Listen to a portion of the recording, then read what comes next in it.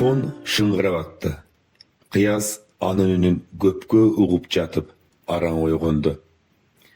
Үйдүн içi караңгы. Кайсыл маал экени билинбейт. Кечпи, түн ортосубу, таңга жуукпу. Аэропорттон самолеттордун гүрүлдөгөнү угулат. Бирок алар күнү түнү учуп турушат да. Беймалда телефон чалган ким? Болгондо да шаардан эмес. Телефондун коңгуроосу uzun şıngıraydı.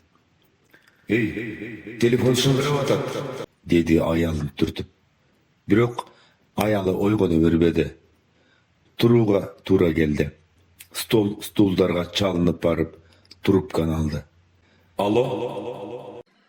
Бұл Исақовтың үйі? Ова. Ноқат менен сүйлөшүңүз. Ноқат мунун туулуп өскөн район эле.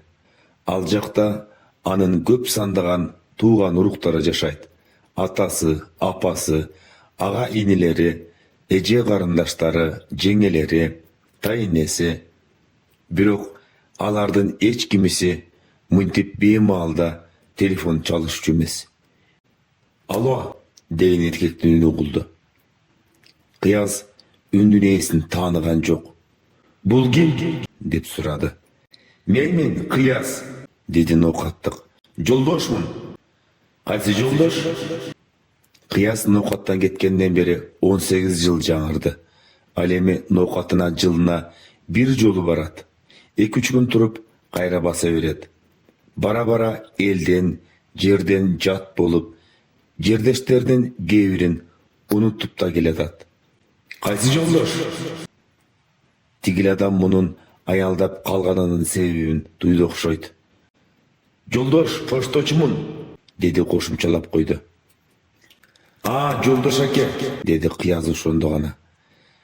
Алардын кыштагында ушундай адам бар эле. Бирок ал кишинин буларга эч кандай жакындык, катнаштык жайы да жок болчу.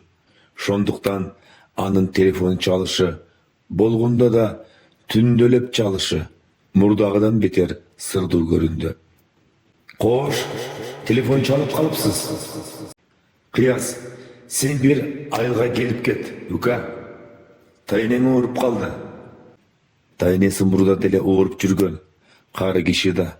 Бирок ал жөнүндө мынтип зарыл түндө кабарлап, анын тынчын алышчу эмес.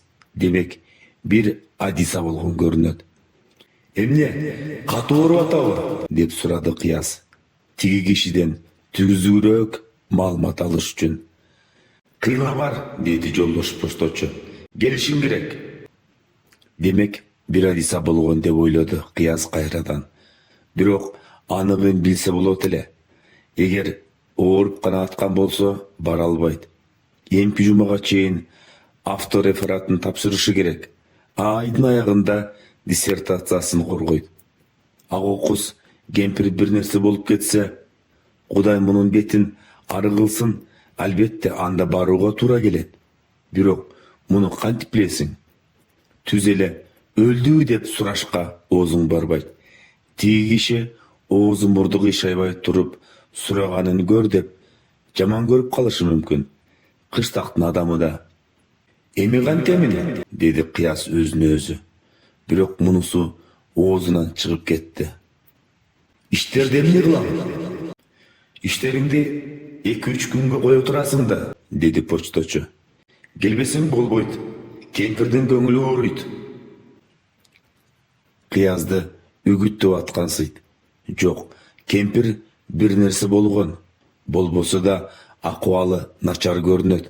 Ачыгын эле айтып койбойбу, жарыктык. Ошентем да эми, айлаганча. Тезирээк кел, Ука, бандачылыкта. Ой ушул кишинин адептүүлүгү өттү. Тумандатып отурбай, өлсү өлдү деп айтып койбойбу, мусурман. Барамын, түшкө чейин барып каламын. Баягыдан үйдүн ичи жарышып, аялынын жүзү жылаңач көкүрөгү агарып келатты. Аялынын жүзү да, көкүрөгү да сулуу эле. Анын үстүнө жаңыдан эле баш кошуп, али ойноп оюндары кана элек, күлүп күлкүлөрү гана элек маал болчу. Şonduktan ayalın bir paas süykün menen karap durup, oşol zamat anın koynuna barıp jatkısı gelip ketti. Birok samolyottorдун doğuşundan ulam barar jeri alыс ekenin elestetip kayra özün toktottu. Bunun orduna ayalın oygotup, telefondan ukkan kabarın, ağa karata özünün kabul algan çeçimin ayta başladı. Emne, men koşu barayınbı? Dep esinep koydu ayalı. Gereği yok dedi Kıyas. Kempir Ali ölelek, an üstüne sen al kişini görgönde emessin. Andan göre tınç yatıp uykungdu ulantıver, aydınlan. Jakşı var. Çıgıp baratkanda eşikte akırdırak çapçı. Kıyas anın aytkanın kıldı. Aeroportko basıp gelse, түшкө чейинки рейстерге билет жок калыптыр. Калп айтууга туура келди. Өлүк көмгөнү баратам, деди ал, муңайым түр менен. Анан бул калпы жеңил желпи айта салганына өзү да таң кала түштү. Бирок ошол эле замат а мүмкүн бул калп эместир, чын эле энем өлүп калгандыр деп өзүн кайра актап жиберди. Айтқаныңызды растай тұрған бірдемеңіз барбы? Мисал үшін, телеграммаңыз. Деп сурады кассир аял. Кыяз бул кайгылуу кабарды телефон аркылуу билдиришкенин айтты. Кассир аны ишенип ишенбей тиктеп туруп, кийин жөнүп жаткан самолетко бир билет жазып берди. Самолет бар болгону 50 мүнөт гана учушу керек эле. Кыяз жол катар терезени карап келди. Bir жылдан бери Фрунзеден эч жакка чыккан эмес. Мына эми шаар андагы өзүнүн машаккаттуу тиричилиги артта, жерде калып, ал өзүн жеңил, эркин сезе баштады. Жазгы жаратылыш анын көңүлүн көтөрдү. Айрыкча түндүк менен түштүктү бөлүп турган тоолордон өтүп баратканда жүрөгү туйлап кетти. Тоолордун кары кетелек экен. Жакында кетчүдөй түрү жок. Тоолор бири-бири менен туташып, алардын кокту колоту да жакшы билинбей, агарган бир кең мейкиндикке айланып, мелтиреп, тып-тынч жатат. Мейкиндиктин бетинде өзүк кесик оор булуттар калкып жүрөт. Самолеттон кийин Кыяз таксиге түштү. Такси аны туура эле кыштагына алып келди. Энеси өлүптүр. Муну ал атасынын эшигине чогулган элди көргөндө эле түшүндү. Көпчүлүк машинаны бурулуп карап калды. Кимдир бирөө шашып пушуп үйгө кирип кетти.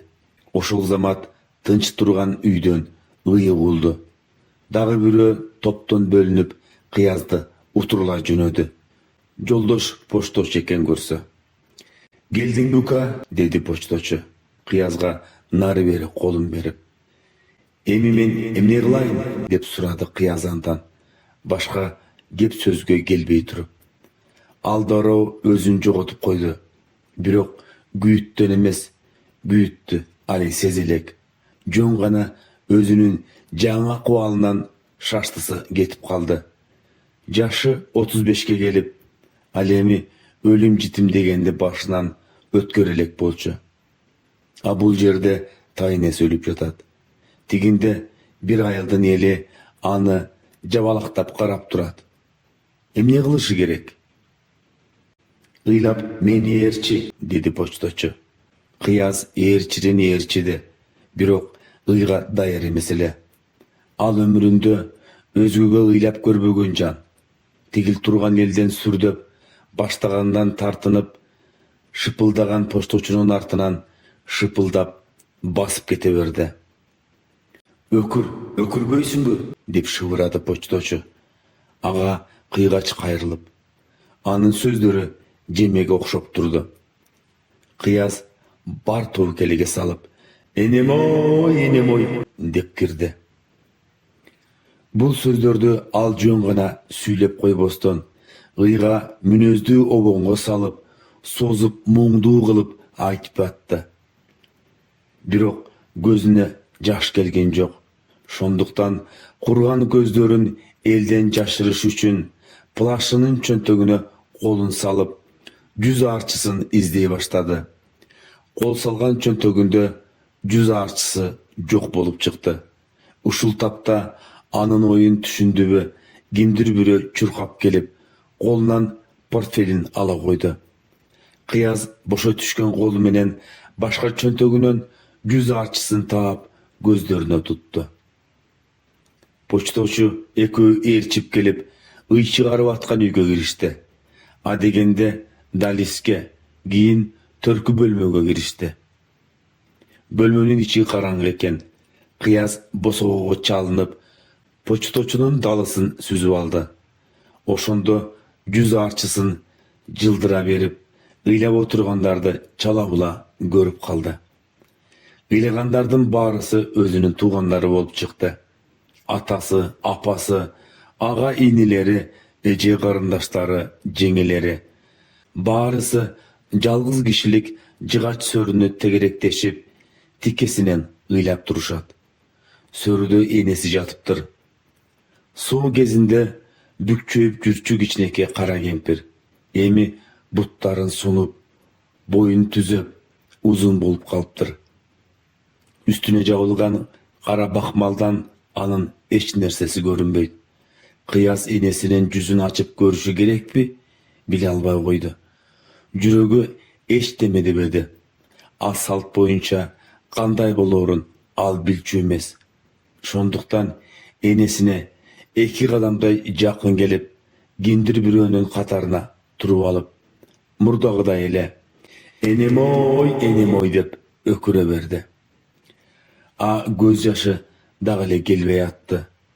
Үйдүн ичиндеги башалман ызылдап аткандар да таасир этпеди. Энесинин суналган жансыз көрүнүшү да жүрөгүн эритпеди. Буга өзү таң калып, жан ачыды. Бир малда бирөө ыйлаган бойдон келип, анын көкүрөгүнө башын койду. Караса, апасы экен.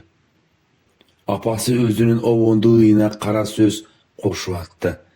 Кара сөздөрү Кыязга тиешелүү болуп көрүндү. Кыяз өз ыйынан кичине алаксып, апасынын эмне дегенин кызыгып тыңшап калды. Бирок ызы-чуунун арасынан апасынын «Тайнеңден айрылдык» деген сөздөрүн араң ажыратты. «Ооба, тайнемден айрылдык» деп койду Кыяз да. Тайнеси деген апасынын апасы. Демек, өтө жакын киши. Кыяз албетте муну түшүнүп эле турат, бирок акылы менен гана туюп, жүрөгүнө жеткире албай атат. Энемой. Апасынан кийин башка туугандары да бир-бирден басып келип, анын мойнунан кучактап ыйлап, аны менен өздөрүнүн кайгы муун бөлүшүп жатышты. Бирок баары биригип да ага өздөрүнүн кайгысын, көз жашын жуктура албай койду. Анын ички дүйнөсү бир караңгы кудукка окшоп, акудук таптакыр какшып калгансып туруп алды. Энемой. Кыяз эл көзүнө боздоо ыйлап аткан киши болуп көрүнүп, а өз алдынча өзүнүн какшыган кутугуна ным издеп, ага кайрадан суу пайда кыла албай жатты. Жасалма жол менен болсо да өзүнүн көкүрөгүн жибиткиси келди. Бул үчүн ал энесинин ким экенин, анын кыял жоруктарын эстей баштады. Тайнеси акылдуу, боорукер адам эле. Өмүрүндө бирөөгө жаман сөз айтпаган, өзү да бирөөдөн жаман сөз укпаган киши. Бул турмушу түйшүктө өттү бечаранын. Балдарымдын балдары деп жүрүп, акыры мынтип жаны тынды. Кыязды абдан жакшы көрүүчү. Ар келген сайын аны айланып үйрүлүп, көз жашын көлдөтүп, сагынып тосуп алчу эле. Эми сенин балдарыңдын бешигин терметип жатып өлсөм, арманым жок деп айтчу. Кыяздын жүрөгүн бул эскертмелер да козгободу. Ал мурдагыдай эле көз жашсыз ыйлап атты. Энемой. Бир маалда тынчсаса, башкалар басылып, өзүнүн гана үнү калыптыр. Kıyaz'ın dağı başı qattı. Toqtoson beken, uylay bersen mi dep oylap ketdi. Kuday jalgap, uşul tapta moysutup adam basıp gelip, anın jеңinен tarttı. Жаңылбаса, бұл киши Кыяздын алыс тайкеси болушу керек эле. Болду эми балам, деди тайкеси. Бас кыл. Кыяз ага ыргазы боло түштү. Алдагы кичине ыйламыш болуп туруп, кийин басылып, кургак көздөрүн арчып калды. Абышка аны эшикке карай жетеледи. Эшиктеги элдин айрымдары аны менен унчукпай кол алыша баштады. Алар менен учурашып атканда Кыяз өзүн муңайым кармап атты. Келгениң жакшы болбодубу, деди жанагы тайкеси. Бардык тууган уруктар келип бүтүп, сени гана күтүп калганбыз. Тайнең болсо кечинде каза болду. Бир түн түнөдү. Эми ал кишини зарыктырбай тезирээк өз жайына алып барып коелу. Тайкеси андан уруксат сурап аткансып көрүндү. Ушинтип ойлоп, Кыяз арсар түрдө башын ийкеңдетип койду. Ана алып чыккыла эмесе, деп буйрук берди Абышка кимдир бирөөлөргө. Кемпирди эшикке алып чыгып көпчүлүктүн ортосуна коюшту. Бир ак селдечен Абышка көпкө чейин жаназа окуду. Ошондон кийин кемпирди жайга алып жөнөштү. Жергиликтүү салт боюнча көрүстөнгө эркектер гана бара турган. Катындар ызычы түшүп кала беришти. Албетте, үйдөн узаганча өздөрүн кемпирге жакын санаган эркектер да өкүрүп ыйлап барышты.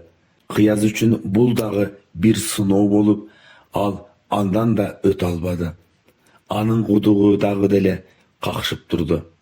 Көрүстөндө көп күймөнүшкөн жок. Жай даяр экен. Кемпирди дароо эле кое башташты. Ушул жерде Кыяз энесин бир көрүп калгысы келди. Бирок кемпирди ак шейшепке уруп, баш аягын бугуп коюшуптур. Арманда калды. Кемпирди жайга түшүрүп жатканда бир боз бала буркурап ыйлап кирди. Агасынын кенже уулу экен көрсө. Баланын ыйы ушунчалык жеңил, ушунчалык күйүттүү чыгып атты. Кыяз балага таң калып да, суктанып да калды. Бул баланын курагында ал шаарга кетти эле. Андан бери 18 жыл өтүптүр. Эгер энелери 18 жыл илгери өлгөн болсо, ал дагы ушул бала сыяктуу ыйлар эле. Көпчүлүк көргө топурак салып баштады. Бала андан бетер күчө ыйлады. Кокусунан асманда казала сайрап жиберди. Кыяз көптөн бери казаланын үнүн уга элек болчу. Жалт этип асманды бир карап алды. Бирок өзүнүн каерде экенин эстеп уяла түштү. Дароо бирөөнүн колунан кетмен ала коюп, энесинин үстүнө топурак шилтеп калды. Ат торгой сайрап турду. Бала ыйлап атты. Бир маалда Кыяздын кетмени бир байчечекти үзүп кетти. Байчечек топуракка аралаша түштү. Кыяз ойлонбой туруп, аны колу менен чукуп алып, анан ошол замат бирөө жарым көрүп калдыбы деп шашып-пушуп, эмнегедир чөнтөгүнө сала койду. Бала ыйлай берди. Торгой сайрап жатты. Көпчүлүк кемпирди көмүп болуп, чубалып жолго түштү. Жаңы көрдүн алдында боздоп бала кала берди. Кыяз бурулуп келип, аны ийинден алды. Жүрөмү? Энелерин жаңы конушка таштап кете беришти. Кыштакка кайтып келгенден кийин эл бирин сериндеп таркай башташты. Кечке жуук үйдө алыс жакын туугандар гана калышты. Кечинде дөңгөк каланган ысык очоктун боюнда отуруп, баарысы кемпир жөнүндө сөз кылып киришти. Бечара энем, Кыязды чакыргыла. Кыязды бир көрүп анан өлөйүн деп жатып жан берди, деди атасы. Апасы бир калта өрүктүн чагылган денегин алып келип, Кыяздын алдына tөгüp koydu. Özü çoğultup, özü çağıp, gelse beremin dep, sağa atap жүрдүlе, dedi al, gözüne jaş alıp. Kıyaz baarın meltirep uğup oturdu. Ertesi günü kempirden üçülük aşın berişti. Aştan keyin Kıyaz özünün avto referatın, dissertasiyaсын tezirek бүтүrүү керектигин айтып, атасы менен апасынан кетүүгө уруксат сурады. Өзүң бил деп койду апасы оор үшкүрүп. Барсаң бар, деди атасы. Баары бир кемпирди тирилтип албайбыз. Ал кайрадан шаарына учуп кетти. 2 күндүн ичинде тоолордун көрүнүшү эч өзгөрбөптүр. Асты жакта баягы эле аппак кең мейкиндик мелтиреп жатат. Бирок бул жолу тоолорда, сууларда, булуттарда Кыяздын делебесин козгободу. Анын көкүрөгү букка толуп, көңүлү чөгүп баратты. Ушул тапта ал бир нерсе ичкиси келди. Бирок ичерине эчтеке жок эле. Чылым чеккиси келип, чөнтөгүнө колун сунду. Бирок сигарет ордуна колуна бир жумшак, муздак нерсе урунду. Алып караса, баягы байчечек экен. Байчечек солуп калыптыр. Кыяз аны ары бери кармалап, селейип отуруп калды. Анын көз алдына көрүстөн элестеди. Бир паста жүзү өзүнөн өзү кызарып чыкты. Деми кыстыга түштү. Ал жийиркенич менен башын бир чулгап алды. Кандай айбанчылык деп шыбырады. Анан өзүнө өзү. Ал өзүнүн ушул акыбалга келгенине жаны ачыды. Өзүнө өзү аянычтуу көрүндү. Өзүнө өзү боору ооруду. Кокусунан анын көзүнө кылгырып жаш келе түштү. Жашы сыгылып тышка чыкты. Бетинен ылдый жылжып ага баштады. Кыяз көпкө чейин ыйлады. Ыйлаган сайын көкүрөгү жибип, ичиндеги бугу чыгып, өзүн жеңил сезип атты. 3 күнү зарыктырып келген бул көз жашка ал абдан сүйүнүп кетти. Какшыган кутугу жибип ийди. Ага кайрадан суу пайда болуп келатты. Демек, али кеч эмес экен.